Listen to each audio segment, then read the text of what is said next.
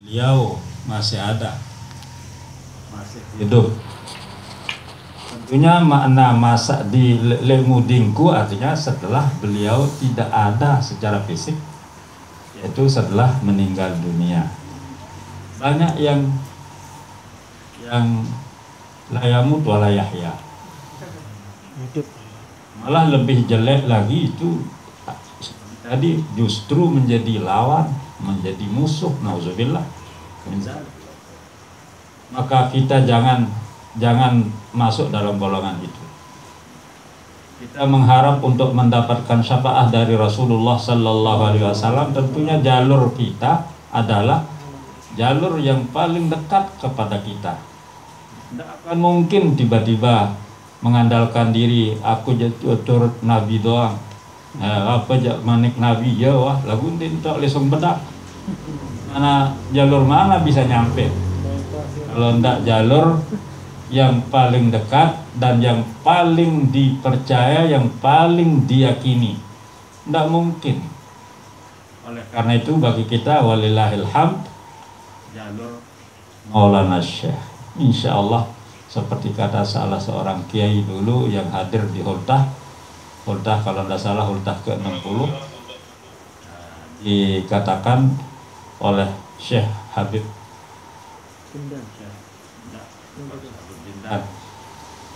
Jubri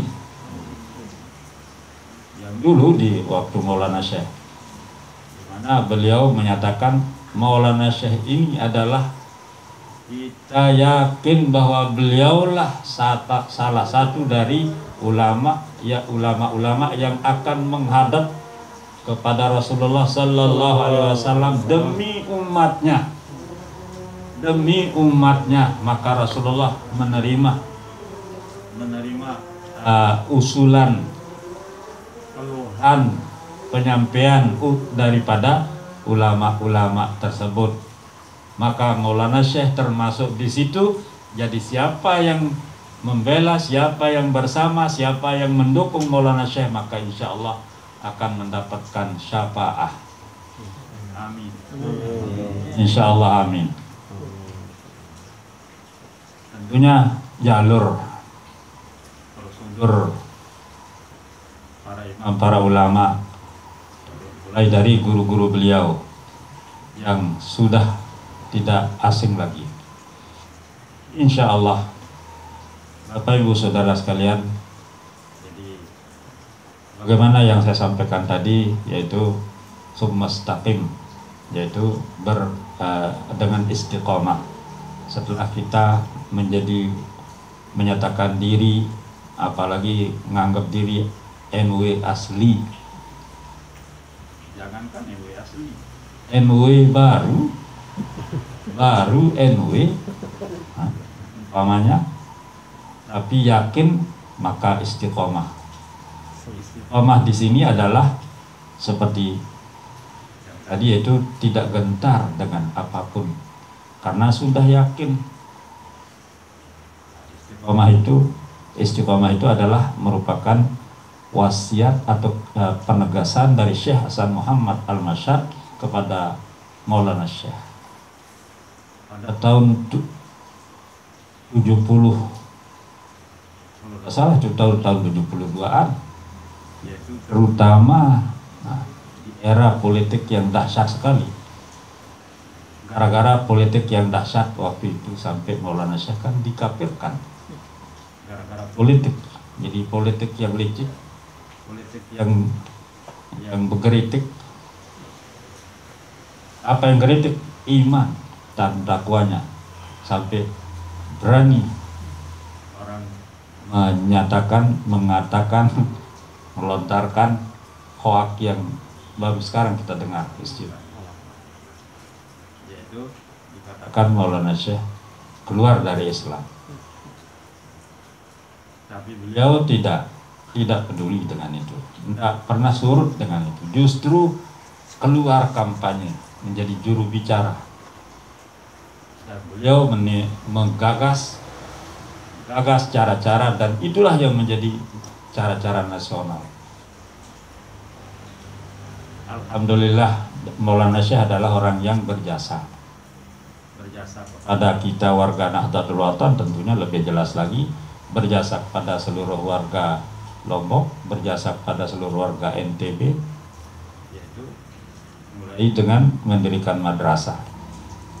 Yang paling utama, sebagai yang pertama, karena madrasah adalah yang pertama kali Nahdlatul Dunia Islamiyah, yaitu madrasah NWDI yang di Pancor, yang pertama kali.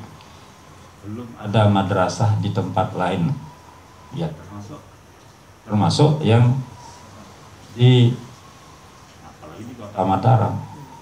Yang paling tua disebut yang paling tua di Bengkel.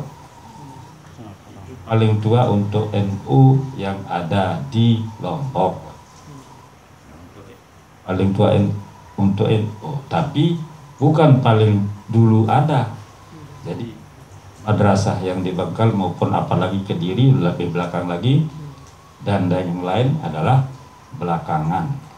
Setelah beberapa tahun, sudah berapa kali alumni di Pancor, barulah ada madrasah yang di Bengkel, dan itu atas saran Maulana Syekh.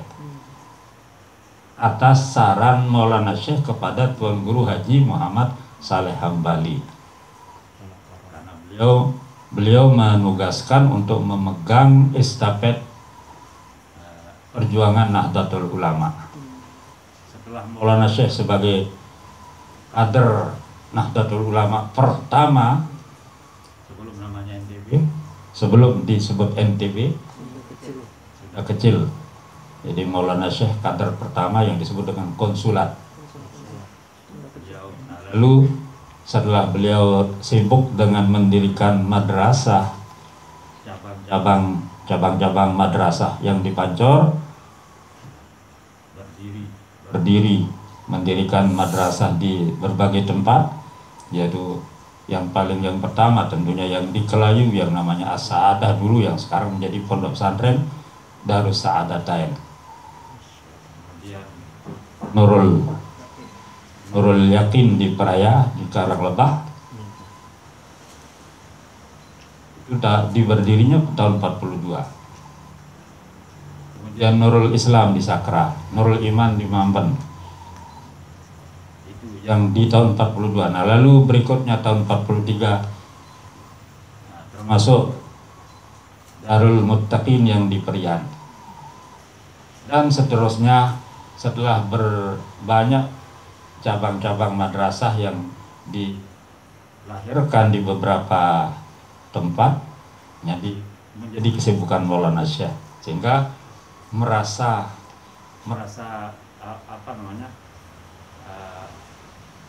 agak kewalahan jadinya, karena madrasah ini adalah sangat penting, yang sangat penting, bahkan fardu ain bagi diri beliau. Maka barulah ke Tuan Guru Haji kembali untuk menyerahkan dengan sistem keorganisasian pada saat itu, diserahkan kepada Tuan Guru Haji Muhammad Saleh Hambali untuk memimpin NU. Untuk Lombok Barat belum ada namanya Kota Mataram, istilah kabupaten belum ada apalagi KLU belum. Jadi Lombok Barat semuanya, dan mencakup ke Lombok Tengah. Lalu setelah beliau semakin kesibukan karena luasnya, maka barulah ditugaskan kepada Tuan Guru Haji Lalu Muhammad Faisal untuk Lombok Tengah, yang pada saat sebelum ditugaskan beliau itu adalah ditugaskan oleh Maulana Syekh sebagai guru di NBDI, yang sekarang disebut Mu'allimat. Tuan Guru Haji Muhammad Lalu Muhammad Faisal di Perbawe, sebagai yang mendirikan pondok pesantren Manhalul Ulum Perbawe, untuk tokoh NU Lombok Tengah. Beliaulah yang menjabarkan, menerapkan, mengajarkan ke NU-an dan seterusnya sebelum jadi parti. Jadi Maulana Syekh ya Maulana Syekh yang membawa, Maulana Syekh yang mengajarkan, Maulana Syekh yang memimpin. Nah, setelah kesibukan dengan mendirikan madrasah-madrasah cabang, barulah. Sehingga itu merupakan jasa-jasa dari Maulana Syekh semuanya yang kita nikmati. Yang kita nikmati semua. Ini kalau tahu, sekarang ini insya Allah tahu jadinya. Syahidul ghaib. Syahidul ghaib. Sampaikan kepada yang belum tahu bahwa ini sejarahnya. Bagi yang umpamanya kalau tidak percaya, umpamanya itu bukan rusak imannya. Tapi mau membuktikan, silakan tanya di pusat. Tanya di pusat bagaimana sejarah dulu ketika belum namanya NTB, siapa yang dari sejak kapan mulai masuk NU di NTB, lalu siapa yang membawanya, maka akan terbongkar, akan ketahuan bahwa disitulah kelihatan Maulana Syekh. Di situ nama dan tercatat Maulana Syekh sebagai konsulat pertama NU. Warga NU tentunya mudah-mudahan semua tahu, dan setelah tahu menyadari bahwa ternyata Maulana Syekh adalah orang yang bukan hanya berjasa kepada orang NU, tetapi kepada bukan hanya orang NU baru tahu nama NU jadinya lantaran Maulana Syekh. Alhamdulillah, jelas-jelas itu kalau Tuan Guru Haji Lalu Muhammad Faisal kan abituren. Abituren itu artinya tamat di Pancor, dan beliau dipilih sebagai guru yang karena akhlaknya dianggap paling berakhlakul karimah di antara abituren-abituren yang ada, maka ditetapkan sebagai guru di Muallimat yang disebut NBDI dulu. Ini merupakan kebanggaan bagi kita yang harus kita tahu tentang sejarah itu. Walillahil hamd. Tapi karena apa? Karena politik inilah yang menjadi wereng, penyebab orang menjadi tadinya baik, tadinya dan lain sebagainya menjadi berubah, menjadi berbeda. Maka kecuali apabila tahu sejarah, maka insya Allah kembali ke sejarah. La yasluha akhiru hazil ummah illa bima saluha bihi awwaluha.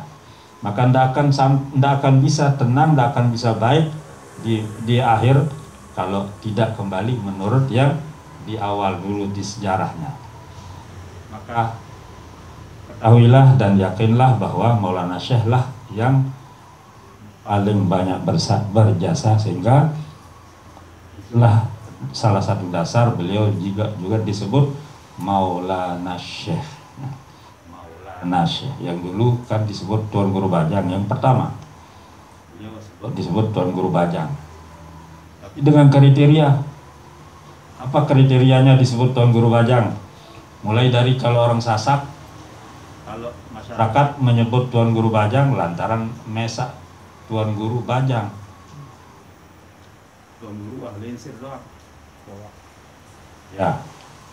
Kemudian yang kedua, oleh tokoh-tokoh dan di situ guru-guru beliau menyebutnya Tuan Guru Bajang bukan karena umur, tapi Bajang karena beliaulah yang pertama kali mampu mengajarkan keagamaan dengan tanpa buka kitab lebih dulu yang membawa. Yang biasanya Tuan Guru yang mengajar itu dengan buka kitab dulu baru menjelaskan. Sementara Maulana Syekh yang disebut Tuan Guru Bajang tanpa kitab, kalau bahasa milenial sekarang tanpa teks, tanpa teks. Terus beliau jelaskan, mengi'rab, mengi'lal semuanya sampai tuntas. Masya Allah, sampai gurunya menyebut Tuan Guru Bajang lantaran kemampuannya yang begitu nyata sekali. Lalu disebut Tuan Guru Bajang juga termasuk karena kemampuannya yang menyampaikan dan bisa diterima oleh semua lapisan. Ketika beliau menyampaikan pengajian di mana saja, selalu ramai hadir dari semua lapisan tingkatan, dari tingkatan yang terendah dari masyarakat orang Sasak bodoh yang sangat senang hadir, sangat geger, juga termasuk yang sudah intelek, mampu dicerna, mampu diterima. Sehingga itu kriteria disebut Tuan Guru Bajang. Jadi bukan gampang-gampang. Itu Maulana Syekh. Kita lihat lagi sekarang Tuan Guru Bajang, kriteria itu lengkap ada padanya. Betul kan? Ini bukan mitos.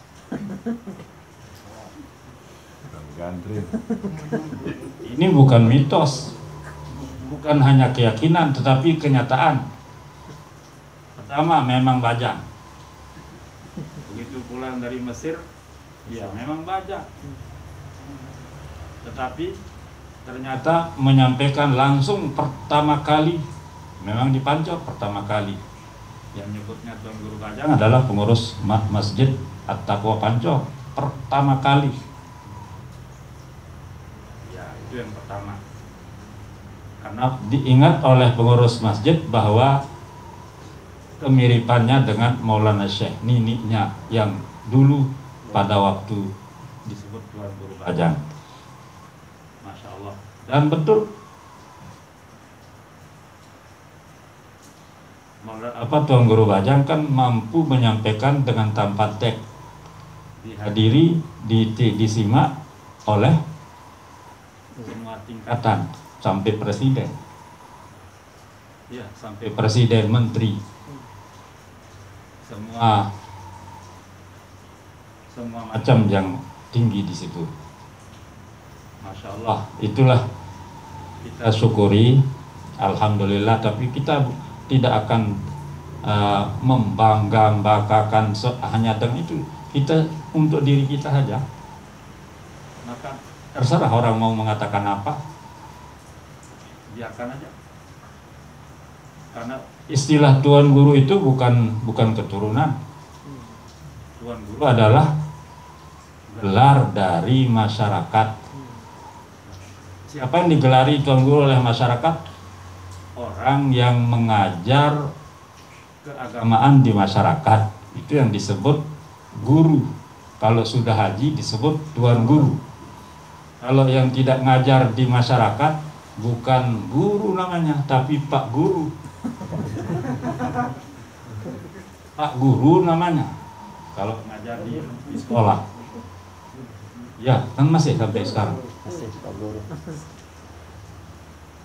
Cuman zaman sekarang ini ada sedikit berubah sedikit, yaitu kalau ngajar di madrasah, Pak Ustadz. Enggak benar disebut Tuan Guru kalau tidak ngajar di masyarakat. Jadi karena ini bukan warisan, bukan keturunan. Tuan Guru itu adalah istilah dari masyarakat, gelar dari masyarakat atas jasanya, yaitu mengajar. Kriterianya yaitu mengajar ke masyarakat, maka baru disebut Tuan Guru. Jadi kapan itu? Kapan itu? Setelah alim atau sebelum alim? Setelah alim. Iya. Setelah bisa ngajar atau sebelum? Setelah.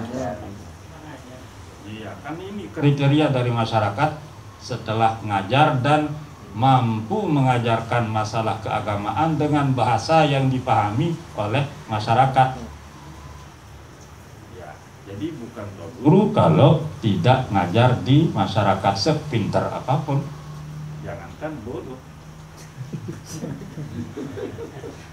Ya. Kita tahu sejarah. Ini usul asal. Lalu Maulana Syekh bedanya sedikit, yaitu disebut kiai juga. Disebut kiai. Kenapa? Nah ini dasarnya, usul asalnya apa? Kan kiai itu untuk luar Lombok. Kiai untuk luar Lombok. Sementara Lombok kan hanya istilahnya tuan guru. Kenapa disebut kiai? Karena sedikit asbabul wurudnya itu gara-gara orang luar datang ziarah menjadi kiai. Untuk menziarahi seorang kiai, sudah tahu, sudah dengar ada di Lombok seorang kiai menurut yang di Jawa, tapi di sini pada saat itu kiai adalah kiai kiau kedok lindung bawa owah. Kiai di memantau ngelidung peta dengan roh.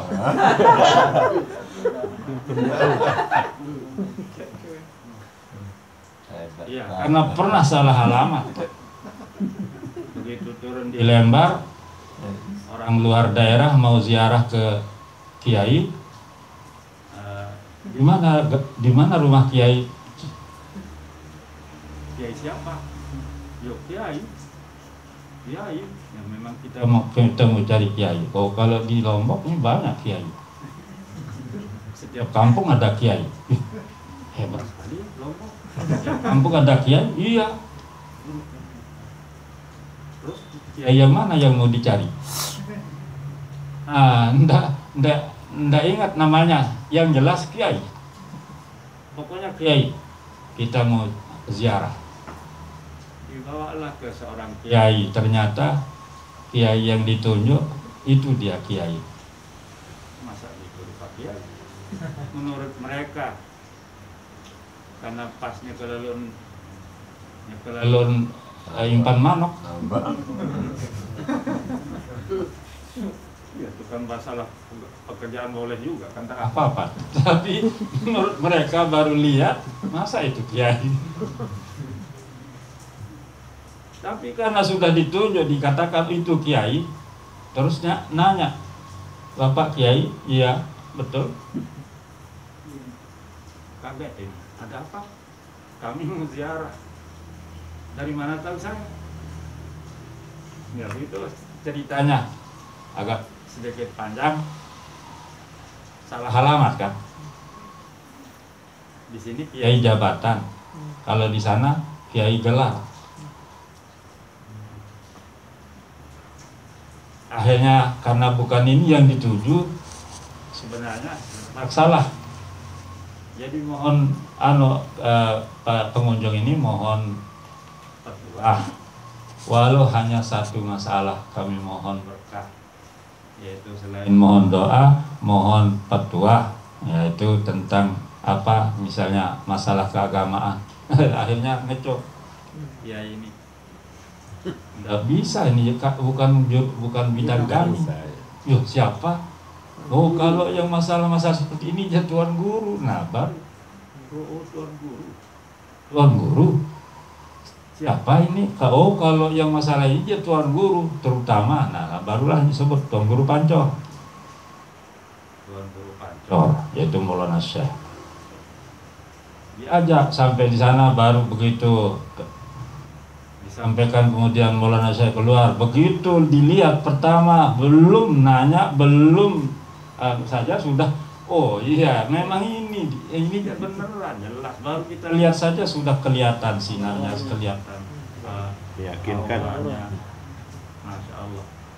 Akhirnya itulah dasar kemudian mereka ngusul kepada Maulana Syekh, mohon supaya boleh enggak kami sebut tuan guru ini kiai. Enggak apa-apa kata beliau.